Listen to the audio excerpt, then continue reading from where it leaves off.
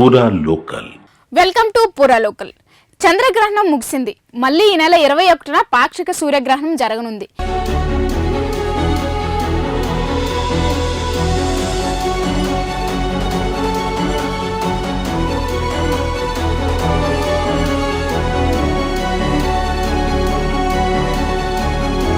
ఇది రాత్రి 10:59 ప్రారంభమై 22వ తేదీ తెల్లవారుజామున 3:23 ముగుస్తుంది. ఈ సూర్యగ్రహణం కన్య రాశిలో ఉత్తర ఫాల్గుని నక్షత్రంలో జరుగుతుంది.